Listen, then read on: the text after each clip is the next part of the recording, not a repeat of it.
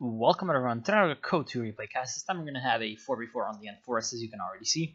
It's going to be sent in by Don't Get Crabs, playing as the UKF and North. His allies are going to be Mailman, playing as the Soviets. Blah blah blah, also playing as the Soviets. And Eurostar, also playing as the Soviets. So 3 Soviets and 1 UKF versus Wehrmacht, SDS Man.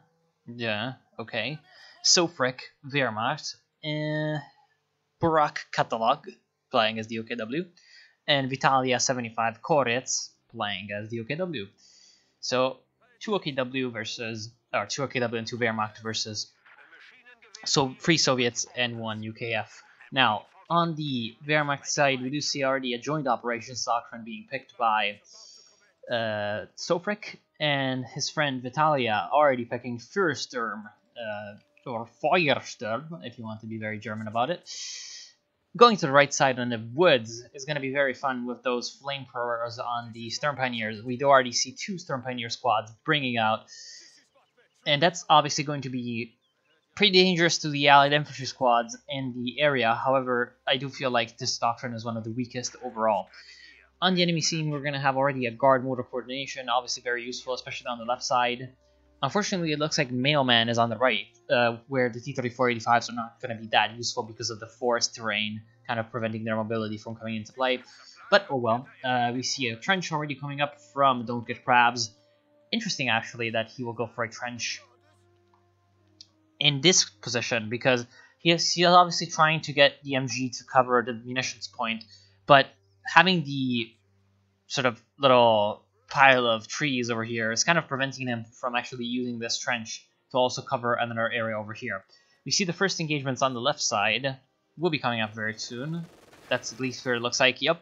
We see a machine gun peppering these conscripts, already doing some damage, getting 1 kill off and pinning them. However, there is a Maxim machine gun getting into the building as well, and the central building is obviously very important to the control of, in general, the center of the map. The left side of the map, because obviously it is very hard to dissuade the enemy from being into such a big structure. And the Maxim in the building will be able to pretty easily take out the MG42 because of the higher amount of men on the Maxim. Generally gives them an advantage in a one-on-one fight against the MG42. On the right side, we do see a couple of conscript squads from Mailman trying to charge in. I'm not sure for what reason. Definitely gonna be at risk of taking a lot of damage from these Sturm Pioneers. 1 Sturm Pioneer already going down. I'm not sure where, but none of these guys... Oh, it was over here. Pretty good job from Don't Get Crabs, but also terrible play from Italia. Just kind of letting his Sturm Pioneers getting wiped out was not exactly the best decision that he could have made.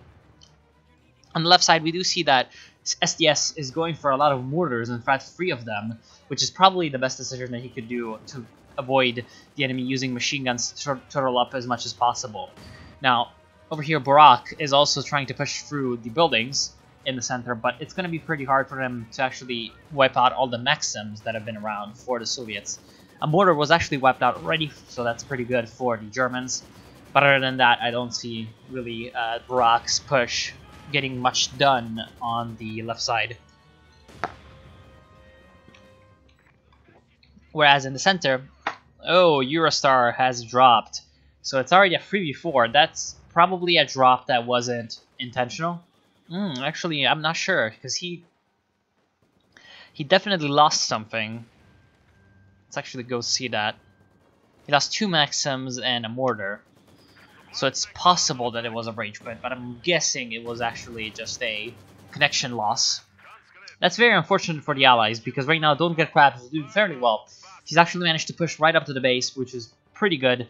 In general, you want to be pushing as much as possible and denying the enemy as many resources as pretty much humanly possible. And we see 3 mortars on the field from SDS, which means that on the left side, despite the fact that the Germans are going to be dealing a lot of damage against the buildings and the Maxims, they don't have as much pushing power as they could be. So a strong Allied push on the right side can actually do a lot of good comparatively. I'll actually speed it up a little bit because it doesn't look like there's any particularly interesting engagement going on. Right now, Mailman is definitely kind of fucking up with his deployment on the right side. He could be using his machine gun a little bit more proactively, using it to push up and actually help out with the infantry engagements, or maybe even help out his ally in the center. Don't Get Crabs is actually pushed quite a bit in the center, but right now he will have to retreat his infantry sections, not before launching an artillery flare, which is not exactly the best decision because it's a bit of a waste of munitions. He's not going to be able to do that much against the Grenadiers anyway. Wow, as you can see, not exactly the most effective artillery strike. Hitting the Grenadiers pretty much in the face, and the Grenadiers being like, okay, thanks for the excellent shake-up of things. I was kind of feeling a little bit sleepy, thanks for the wake-up, but no real damage done to the Grenadiers, which is very unfortunate. On the left side, we see an actual 2-2 Scout Car on the field from SDS Man.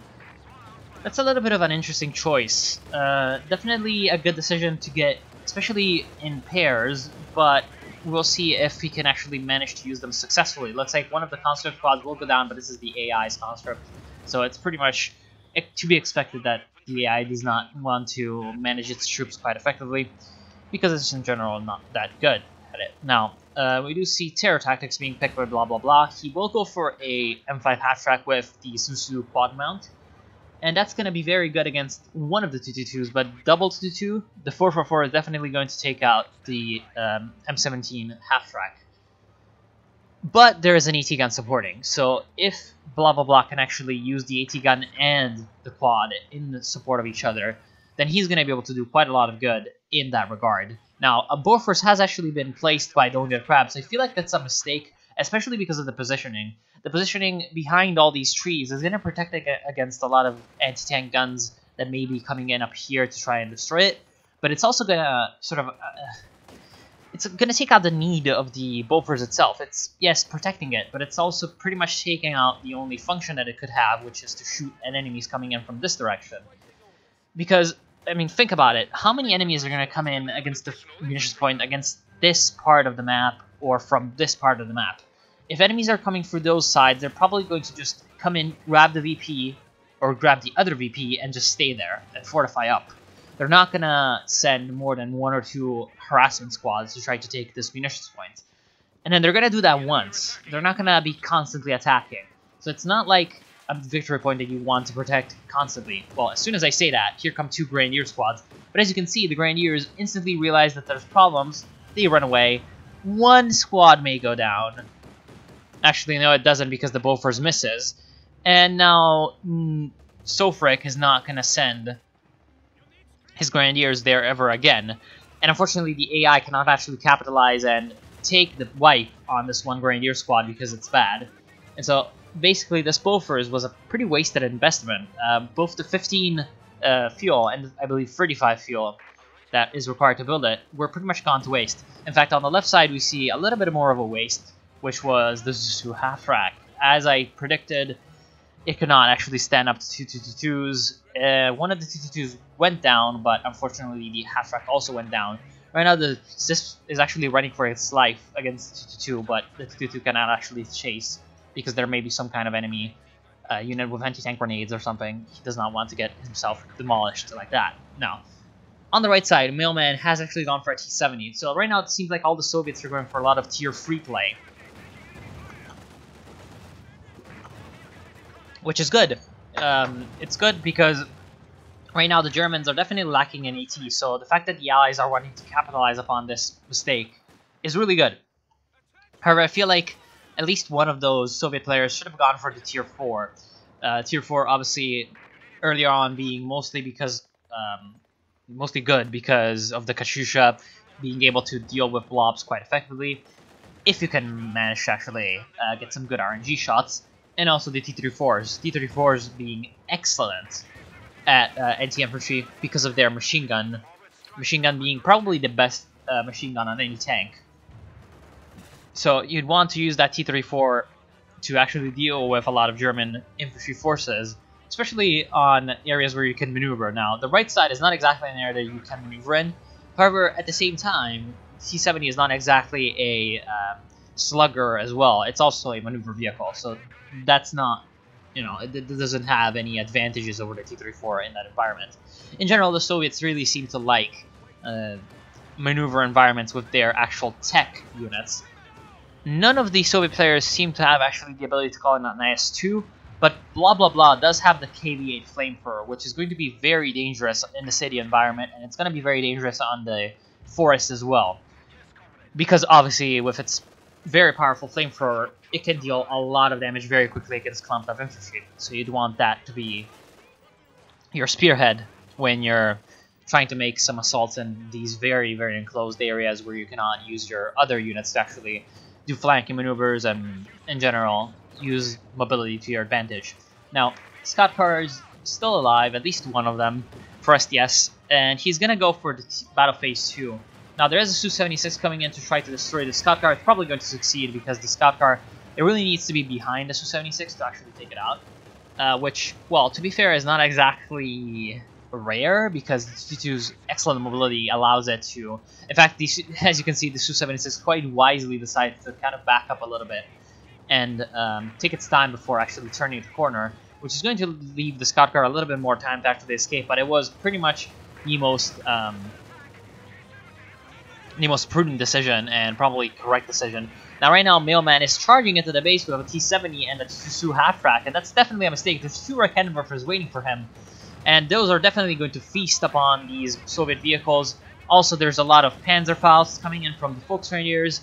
Now, the Soviet vehicles are doing a lot of damage against the German infantry squads and support weapons present in the base, but they will not be able to actually save themselves with their performance because there's just too many enemy forces, and in general, in the base, because of the fact that you can just reinforce infantry squads, it's always going to be able to actually replenish these gun crews. And in fact, the Panzerfaust will come in, and that T-70 will get abandoned, so that's very bad, especially with the mechanized regiment headquarters being in position. It's going to be able to easily repair the T-70 once it's actually recruited by the Germans. So that was a very big mistake, not only losing the T-70, but also handing it over to the enemy. Still doing a lot of damage to the Zhu. Zhu's still alive. Obviously, suppressing the Raketenwerfers means that the Raketenwerfers will not be as accurate nor as quick firing compared to usually. In fact, the Zhu will be able to do so much damage that it will actually be able to escape. Partially because, for some reason, the Volksgrenadier squad did not, in any capacity, actually take out the engine of this vehicle. Now, that was a little bit of a mistake from the Soviet player, which was to actually back up with the half-track and not completely back off the base, because he kind of exposed himself to a Raketenwerfer fire and also to the machine gun fire from the bunker. In the meantime, we see that on the left side of the map, we see an Su-76, and the Su-76 has been doing some pretty good work, taking out the 222, and now it's gonna try to destroy the building that this machine gun is hiding out in. I'm pretty sure the machine gun is gonna win this fight. That's a little bit ridiculous to actually try that. Eurostar's AI actually going out and getting a T-3485 already. Wow, the AI, pretty much MVP, getting the most advanced vehicle pretty much on the field for now. That's actually something that I was not expecting that to happen. And, well, it kind of testimonies the fact that no one's really going for the heavier vehicles anyway. Now, we see a Cromwell from Don't Get Crabs.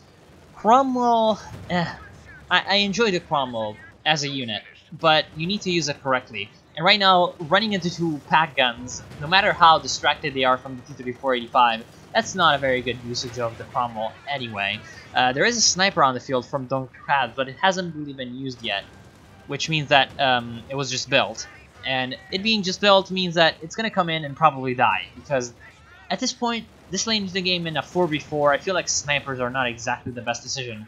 Right now, though, thanks to the support of these sappers, Don't Get Crabs was able to actually wipe out both of the pack gun crews. So with the Cromwell, the push is going to actually succeed at taking out the bunker. It's probably going to succeed at taking out the 222 as well. Right now, though, Cromwell wisely retreats off the line of fire of the pack because the pack was about to be recruited by the Pioneers. Pioneers managing to recruit the pack, but not managing to save the 222, which was destroyed by the sappers with Piats. So good play by Don't Get Crabs. That was a really good push, allowing them to do a lot of damage and also clear out the bunker, most importantly, because right now the Soviet infantry from his allies is actually able to deal a little bit of a good blow by coming in and actually pushing, following up the destruction of that bunker.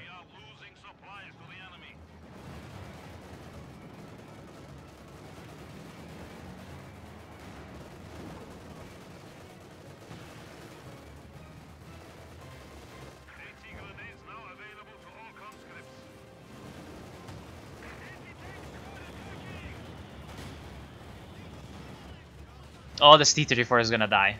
Oh, it's so going to die. Yup. Puma coming in from the flank. I'm not sure what it's trying to do, and that's definitely a mistake as well. I mean, just like that T-34 was a mistake. And right now, these two squads, they definitely need to retreat as quickly as possible. Staying in this fight doesn't really make any sense. Artillery flare coming in from the British infantry section. So that's probably going to be quite a bit of damage dealt to this Panzer IV if it decides to actually hit. Which is not really at all guaranteed. In fact, it doesn't look like the 25-pounders will miss from the base.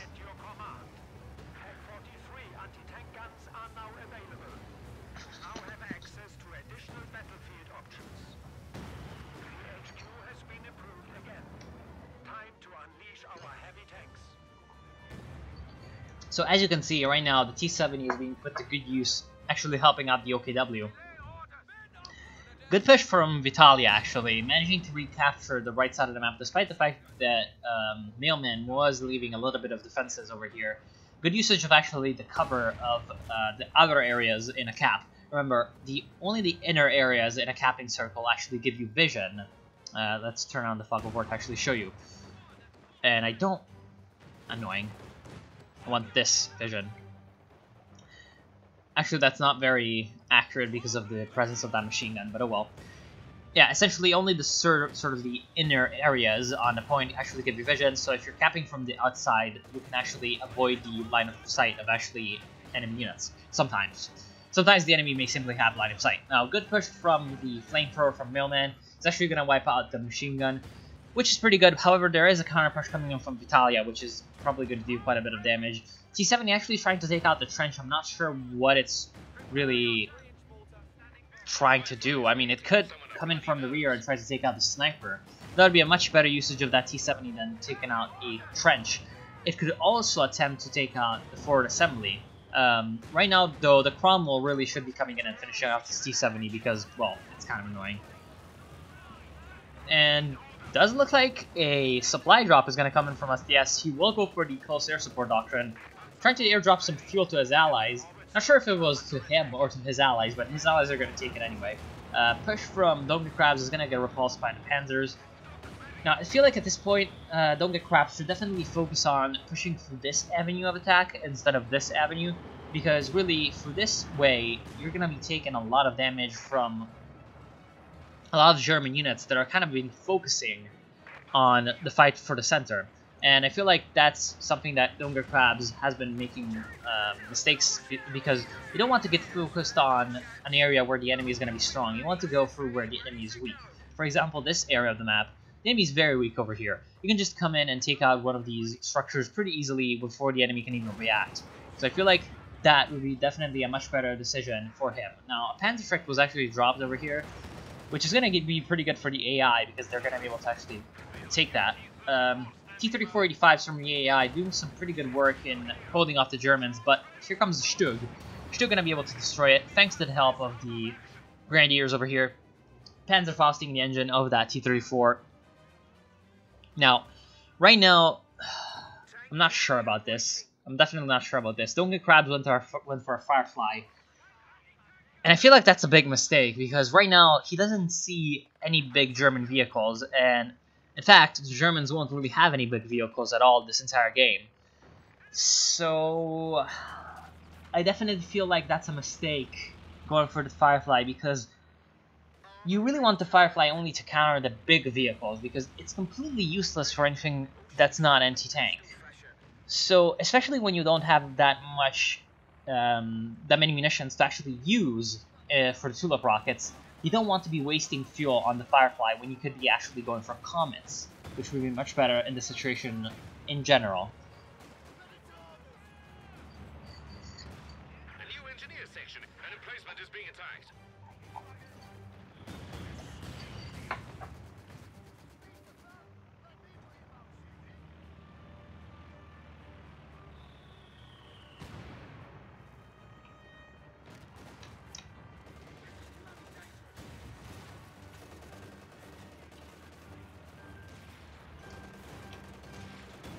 I'll just speed it up because nothing much is actually happening.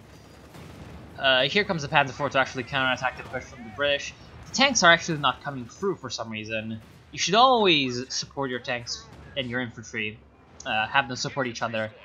I mean, sending in your infantry without your armor really doesn't make any sense, and it's not really going to do much.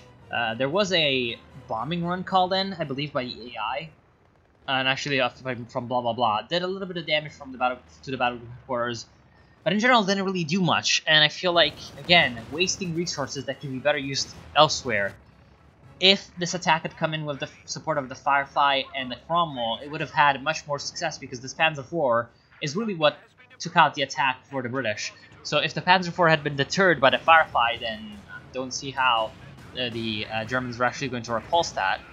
There's a little bit of a push coming in from the AI to the left, which was, well, unexpected, but also a pretty good push. I mean, it's taken out the Puma over here. Burak is definitely floating way too much in terms of resources, and that's definitely going to hurt his team a lot. Now, there is a Pak 43 from Sofrek in the center, which is going to do fairly well against any attacks coming in from the center. However, as you can see right now, the AI has discovered the magic of weak points. Coming in from the side, actually confusing the Germans quite a little bit. But the T-34 unfortunately decided to actually just kind of stay in the center and kill itself, which was not exactly called for. Now, looks like a little bit of a Katyusha barrage coming in heralds the arrival of a Katyusha on the field for blah blah blah. Blah blah actually has 2 Su-85s. That's uncalled for, especially on the left side of the map. That's not really that good of an idea. Actually, on the right side, there is a huge push coming in from the Allies. 2 Cromwells coming in from Donger Crabs. Again, a Comet would be so much better than these Cromwells and the Firefly, because the Comet would be so much better against armor compared to the Cromwell.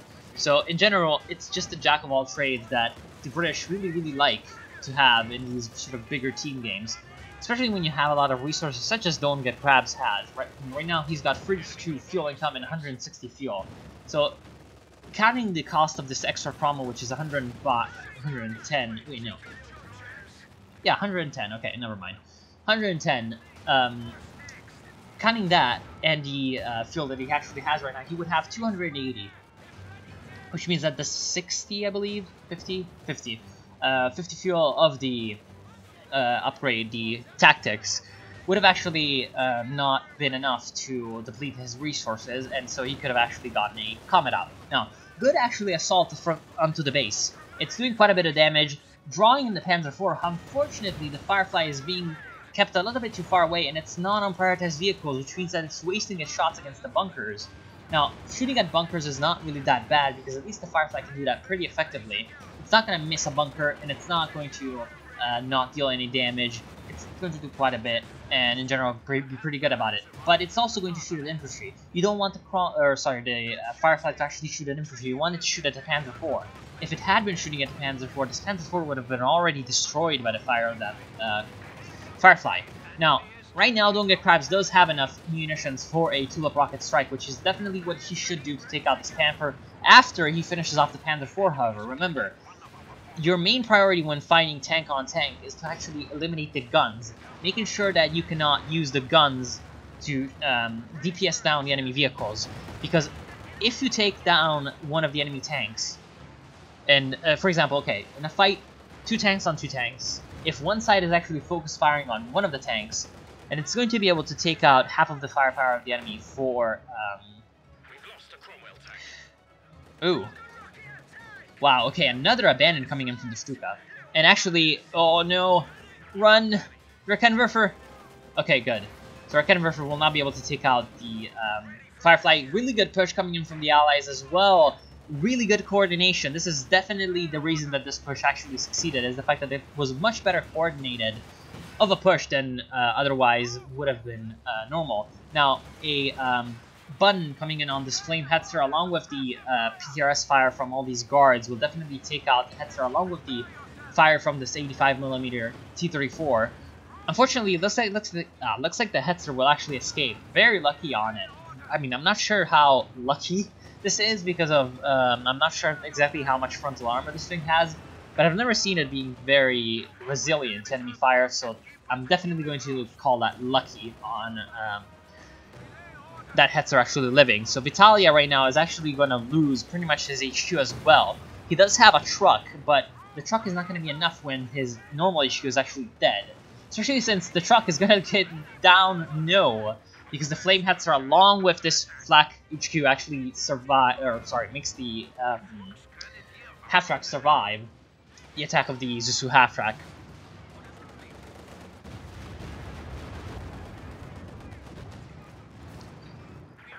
In the meantime, since the allies are pushing so hard on the right and making the enemy sort of real and push a lot of forces over here to actually help, that means that the left is kind of unguarded. Only Burak is over here. He's actually gone for a King Tiger, which is not the best decision, but it could also do very well against the AI, especially against the AI who is notoriously terrible at dealing with heavy tanks. There are two Su-85 tank destroyers from blah blah blah that could deal a lot of damage against this King Tiger, and I feel like that would be very good for blah blah blah to actually use these, but he's not really doing that, which is very unfortunate. Here comes a actually KV-8 flamethrower tank, gonna deal a lot of damage against all of these German defenses in the center, barbecuing all of them to oblivion, and that's pretty much why I like the KV-8. I mean, it's just such a good vehicle when you just need to push into an area, because it's pretty well armored, so it's gonna be able to withstand quite a lot of damage. It's got a lot of HP, so even if something can penetrate it, it's not going to be taken out so easily, and it can do so much damage against especially static units. However, what you want to do with these sort of shock units is you want to send them in to distract the enemy and deal as much damage as possible, and then follow up with the rest of your forces. It does no good to actually keep all of them together, especially when you also have artillery to work into that as well. You can use the artillery to soften up an enemy position, follow up with the shock distraction like the KV-8, and then follow up with your actual real assault. Only now blah blah blah is actually coming in. He was very lucky that this Panther was kind of unlucky with its RNG, actually kind of missing a lot of shots on this KV-8, and so allowing the KV-8 to escape to the safety of the Su-85's cuddle. And in fact, a guard squad from the AI will be able to deal a little bit of extra disruption against the Panther with a button vehicle, thus sort of slowing it down a little bit more. Here comes a strafing run, actually taking out all of the infantry support of the Su-85. Su-85 being flanked by the Panther. Panther going to run over a little bit of the infantry. Infantry is actually going to pretty much retreat, which is not exactly the best decision for this infantry, because the AI should have definitely stayed in that fight and helped out the Su-85 by using that infantry with the bazooka, or sorry, the Panzerschreck and the PTRSs to shoot into the rear of that Panther that was flanking the Su-85. Lots of tanks getting abandoned, very unlucky for the allies right now. Looks like one of the Cromwells at least was able to be recovered, and there are 3 Cromwells on the field for Don't Get Crabs. Again, I feel like 2 Comets would have been better than 3 Cromwells. In general, right now, if Don't Get Crabs hadn't gone for all those Cromwells, he still could have had 2 Comets. 1 Cromwell and 1 Firefly. And I feel like, while the Firefly proved itself, definitely, by taking out all those enemy units in the base push, I feel like right now it's sort of the days of the Cromwell are being numbered. It's definitely not worth it anymore to go for these medium tanks. Obviously, going for the advanced medium tank in form of the Comet would be much better. Very unlucky that the Rechenwerfers were able to take out the gun on one of these Cromwells. Actually, those were 2 Cromwells stacked up in one. Sorry for the lag. And there goes the Firefly as well, taken out by the Rechenwerfer horde, even though it's just 2 Rechenwerfers and a pack gun, actually. Pack gun getting up to Vet 1, and now it's got the ability to actually use the stun round. Stun round going to be very useful against these massed armor pushes that the allies are doing. Mailman going for 2 Su-85s, that's definitely a big mistake, because he needs some kind of anti-infantry pushing power right now on the right side. He does not need anti-vehicle. Now, at least the allies were able to come in and destroy Burak's structures. There are 2 Panthers from Sofrek trying to rectify the situation, but it's not going to be enough, because over here there's a lot of good anti-armor infantry from the allies. It's going to be much better to actually use something like the Stuka. Stuka is going to definitely put those allied infantry to the rout, and unfortunately it actually seems to hit a little bit of the own infantry as well. At least 1 friendly kill, at least it seems. On the left side, the King Tiger is still alive, but here comes a T-34 from blah blah blah. Okay, sure. I'm not really that much of a fan of getting the T-34 in this moment for blah blah blah. He could use it effectively though, especially if he couples that with AT guns and infantry support. Like the AI is smart enough to do, it seems. Right now, the VP situation is definitely in favor of the Allies, but not really that bravely in favor of the Allies. The Germans can definitely make a good comeback. Now, here comes a very bad push from Mailman. He does not need to send his 285s to die against the base. Right now, they have managed to deal a lot of damage against the base. Base pushes, the thing about them is that it's a bit like, I don't know. Well, rip. Yeah, it's a bit like... Sorry, need to take a sip of water.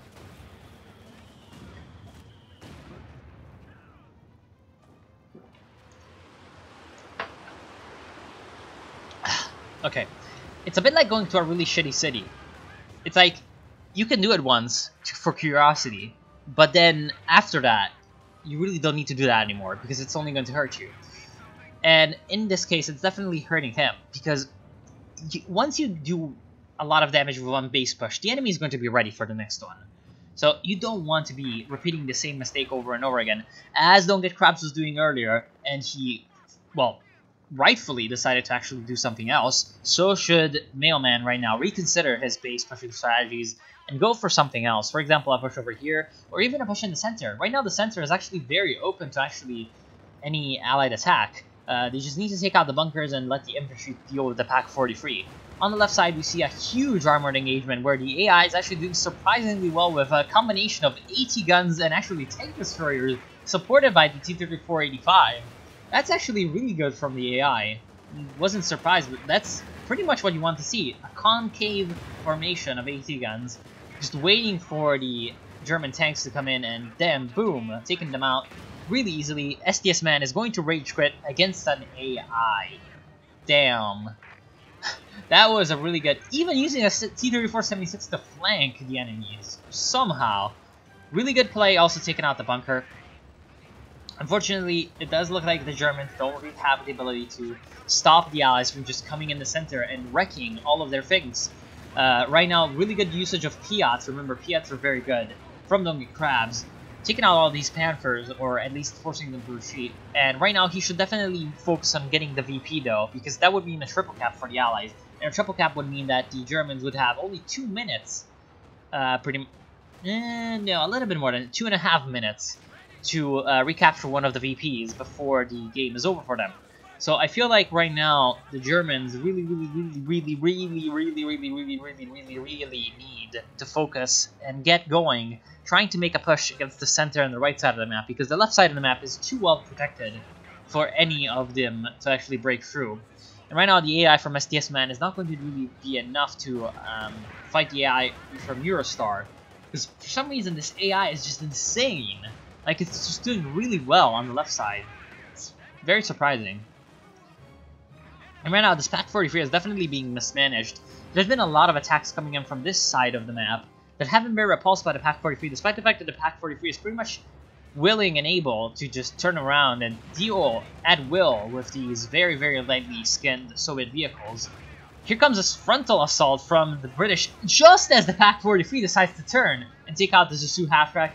Here comes some kind of artillery strike, a precision barrage from the artillery advanced emplacement regiment. And that's definitely going to take out the Pak 43, easily able to do that. And finally a Comet is on the field. After using all those Cromwells in that push earlier, it seems like Don't Get Crabs has realized that he needs the Comet on the field. Now, he's also got 2 Cromwells, and he's getting another Comet out. So that's definitely what he wants to be doing right now, especially because the fight is turning into the center once again.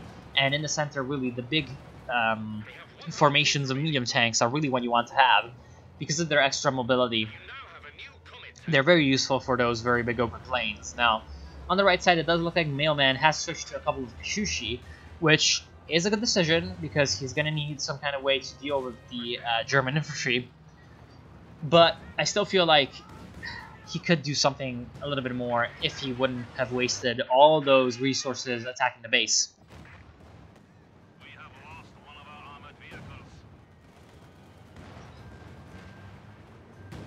That AT gun. That was so random and yet so funny. Okay, so here's a full scan here, trying to capture the VP. Definitely a good decision to send in 1 or 2 units at a time to just capture areas and prevent the enemy from having a triple cap. That's still not going to help the fact that right now the Germans don't really have any units. When you find yourself in this kind of situation, as a person that's kind of on the ropes and need to pretty much take a VP as quickly as possible, sometimes sacrificing units is actually kind of worth it.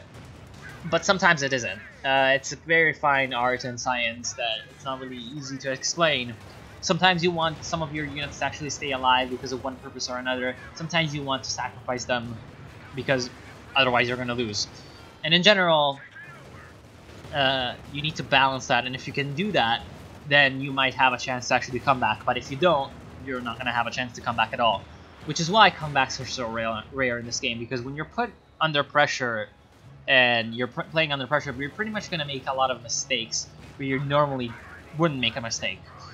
Now this would sound pretty much very obvious to you all, but in general it is a thing that a lot of people always forget when they comment, especially on a replay. Both, I mean, commenting from a casting perspective or a commenting in general, like for example maybe someone asks for advice and you want to give them advice, and even commenting in that regard. Now, good precision barrage coming in, that's going to take out this artillery piece and also deal a lot of damage against these pioneers who are repairing the Panther. Now, notably, the British precision barrage from the Advanced Displacement Regiment is really good at stunning and dealing critical damages to enemy armored vehicles. So what you want to do whenever you see an enemy Advanced Displacement Regiment is always keep pretty much keep an eye out for those flares, because when they're actually coming down, you want to escape as quickly as possible with your vehicles.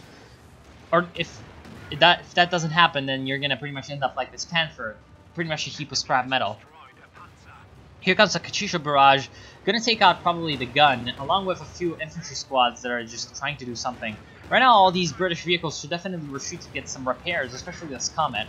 Doesn't want to lose its veterancy because after the Ved 1, the Comet replaces the smoke shell with a white phosphorus shell, which is more useful than you may think, because the white phosphorus shell is very useful at slowing down enemy infantry, not just at preventing line of sight. It's pretty much the same in terms of the actual usage of the ability. I'm not sure about the cost, actually. Let's find the other comment. No, same cost. So pretty much, it's just a straight upgrade, not even a side grade. Really good for a Veterancy 1 ability, because White Phosphorus is really, really good at taking out those enemy infantry squads, because it may not be able to kill, but it is unparalleled in its ability to actually deal damage to infantry, because it slows them down and it sort of makes certain that they have to retreat, or else they're going to take pretty much 99% of their HP and damage. Right now, blah blah blah could definitely use a RGD 44 grenade for taking out this MG34 with these shock troops. MG34 being pathetic enough to actually not suppress the shock troops because it's not firing. Why? Well, here comes the grenade. Rip. Darwin Award MG34. Rip. And I feel like that's going to be the end of the game. In fact, it's not that I feel like it's the end of the game, it's that Company of Heroes feels like it's the end of the game. Here comes Don't Get Crap, is going to take everything out with the Comets. Now, what I feel like his main mistakes were, definitely the usage of the Cromwells was a little bit ridiculous at certain points of the game. Also, sometimes he was a little bit headbutty in that, I call headbutting just going into one position over and over, which he did a little bit in the center, and sometimes with the base pushers on the right. But in general, he was a little bit better than that, than his teammates. This Bofors was just completely useless. It did nothing the entire game. It could have been placed much better, for example, over here or over here, though I myself would have preferred this area. He obviously also tried to use it to help out his forward assembly in staying alive, but he could have also just placed his forward assembly a little bit farther back. That would have also made it a little bit more survivable, and it would have also made it a little less vulnerable to enemy mortars or artillery strikes, because Vitalia had this Stuka the entire game that he could have used if he would have had a little bit more information on the enemy retreat path and the position of this forward assembly. He could have used that to snipe all the infantry squads as they were retreating. He didn't do that, but again, he could have done it, and a fort assembly placed over here would have been much better protected against that kind of attack than a fort assembly over here. Other than that, his allies, let's talk about them. Mailman, again, kind of head buddy, sometimes weird build order. The guards were good, he ended up using them quite correctly, but in general he didn't use his doctrine all that well, except for that. So that was a bit of a mistake as well.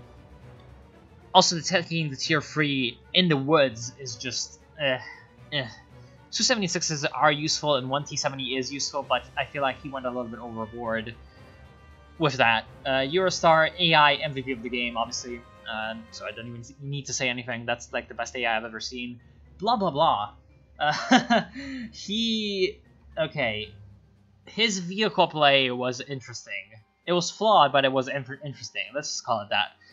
On the enemy team, the losing side, who definitely need the advice a little bit more, SDS Man, he played so weird. He went for the Stuka close air support doctrine, and yet I didn't really see any air attacks out of him. When you're going for the close air support, you want to be able to support your allies and support yourself all throughout the map, which he did not do, and that's a shame, because he could have done that a little bit better, and that would have been so good for him and his teammates.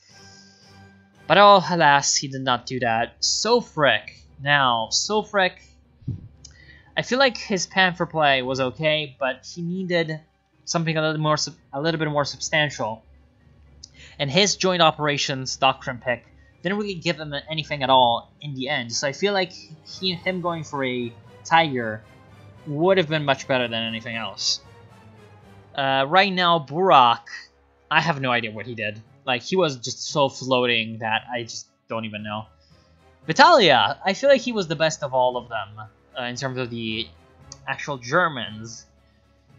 But he still managed to lose quite a lot of forces, not only because of misplay, but also because I feel like his doctrine pick was not really that good. I feel like he could have gone for something much better and not wasted all of his fuel on Flamehetzers. Other than that, his infantry play was definitely the best of all of them, and going for that Stuka is something that a little bit more should have been done from the Germans, especially with Panzer Riffers from the Wehrmacht players, because that would have been much less vulnerable to the L2 precision bombing strike and the artillery precision barrage. Well, they're both precision. Huh, interesting. It would have been much much less vulnerable to those two abilities than the fixed RD guns that Sofric went for. So again, in 4v4s, you always need some kind of artillery support to actually deal with enemy at fixed positions and infantry blobs. So having those things would have been very useful for them to have, but alas they didn't, and they paid their price. So I want to thank you all for watching, I hope you enjoyed, I hope you learned something, and I'll see you soon.